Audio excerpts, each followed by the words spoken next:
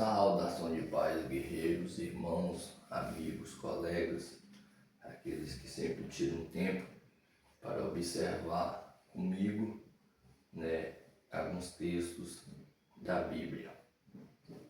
Quero fazer uma observação nesse vídeo, Atos capítulo 9 e o versículo 7, que muitos pensam ser diferente de Atos 22, versículo 9.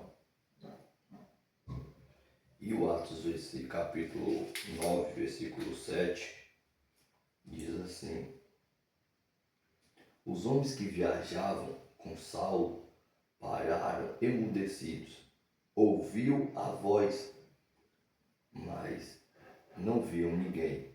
Saulo levantou-se do chão e, abrindo os olhos, não conseguia ver nada. E os homens o levaram pela mão até Damasco.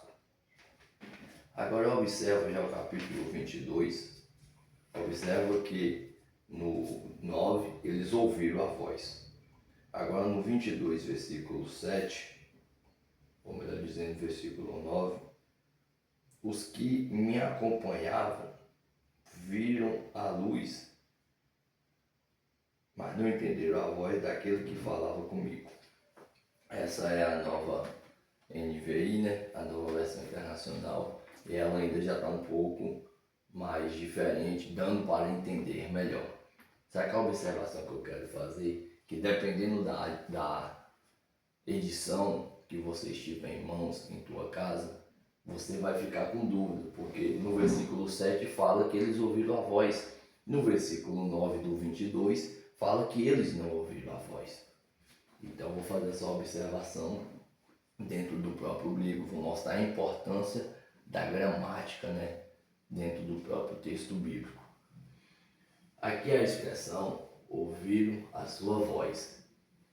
Essa aqui é a expressão acuontes, que é do verbo, que é o verbo ouvir, o verbo acuo.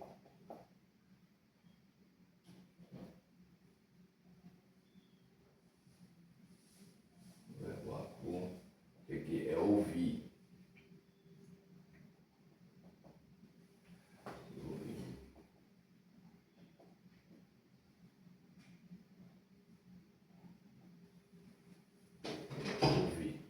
Observa que quem entende do grego, ter fones, aqui se encontra no genitivo. Aqui se encontra no caso genitivo.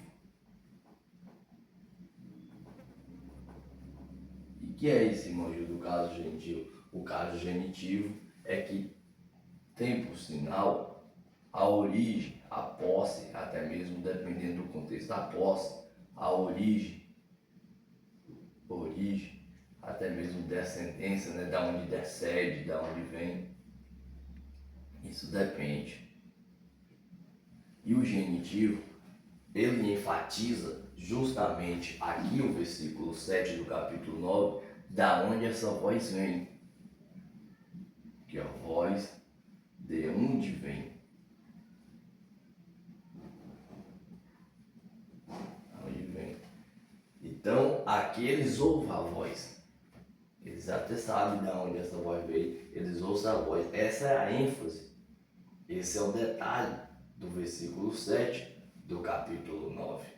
Agora, quando você já analisa o versículo 9 do capítulo 22, você já observa que fonês aqui ele já muda, já é fonê. Quem entende do grego sabe que aqui já não é o caso genitivo, aqui já é o caso acusativo. Já é o caso acusativo. Em vez do caso acusativo se preocupar da onde vem a origem, da onde vem a determinada ação, o caso acusativo ele já procura entender a voz que eles estavam ouvindo. Observa isso saindo da frente melhor para vocês perceberem. Enquanto o genitivo ele enfatiza a percepção do som, chama a atenção para a origem, para perceber a voz, você vê a existência de voz. Já o versículo 9 ele enfatiza o conteúdo da fala. Já que no genitivo, o foco já não é a voz, o foco é a mensagem. O foco é a mensagem. Aqui, o foco é a voz. Da onde vem que é a voz? Por isso, quando se lê que no versículo 7 eles ouvem a voz, só que dependendo da edição que você estiver, da tradução, quando você vai para o 22, vai falar que eles não ouviram a voz, mas na verdade não é que eles não ouviram, é eles não soube qual era a mensagem, qual é o conteúdo que carregava aquela voz. O foco do genitivo é a voz. O foco do acusativo, que quem estuda sabe que o grego tem os seus casos, genitivo, acusativo, dativo, vocativo. Eu tenho vários vídeos no canal mostrando essa observação. A língua grega é uma língua de declinações, assim como o latim, entre outras. Então o foco do genitivo é a voz, eles ouvem a voz. É a mesma coisa de você estiver em um aeroporto, você vai ouvir muitas vozes anunciando o teu ônibus, o teu transporte, que é o teu avião, vai estar saindo, mas muitas das vezes você não vai entender aquela mensagem, porque provavelmente você está em um ambiente, né, estrangeiro, ou que tem muitos estrangeiros, melhor dizendo. Você até ouve a voz, mas você não entende. Essa é a questão de Atos 9 para Atos 22, mostrada, observada dentro do próprio contexto gramatical grego. Mais uma vez, se observa a diferença. Aqui, caso genitivo, seria genitivo, né, feminino, singular. Aqui já é acusativo, também feminino, singular. Porém, enquanto a genitivo apenas importa, enfatiza com a voz, com a existência da voz,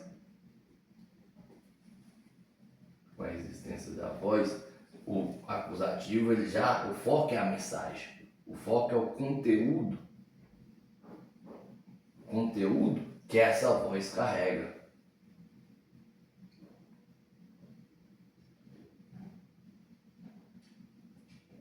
E quando você analisa o próprio contexto, você sabe que a mensagem ela estava direcionada para quem? Ela estava direcionada para Saulo, não para aqueles que estavam acompanhando.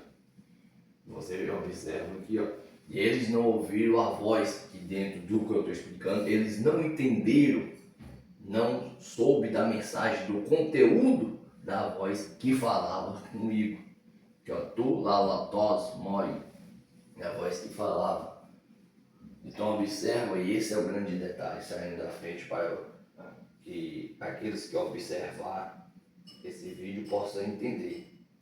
Não há nada de difícil nisso. Genitivo está enfatizando.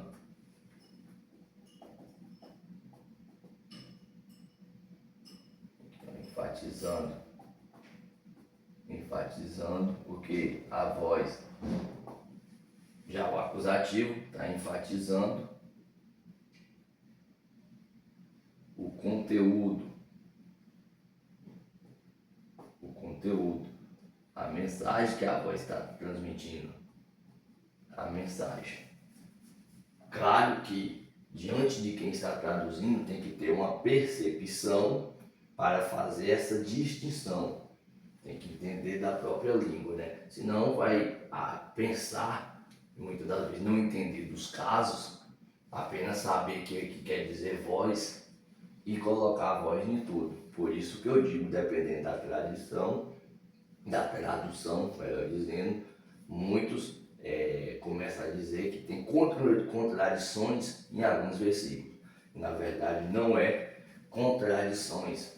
Aqui não é questão de contradições ou de diferença, mas sim de analisar e entender a importância da gramática. Para terminar o vídeo, o versículo 7, a ênfase é na voz, que o próprio texto diz que eles todos ouviram. O versículo 9 do 22, a ênfase é o conteúdo, a mensagem que estava direcionado, aqui ó, conteúdo, a mensagem dessa voz aqui, ela estava direcionada para o próprio Saulo. A voz, a coança, né, a contes, foi para todos que estavam ali, todos ouviram. Agora o conteúdo dela, o foco mesmo da mensagem, era direcionada para o apóstolo Paulo, né? Que essa observação possa ser entendida e compreendida pelos irmãos.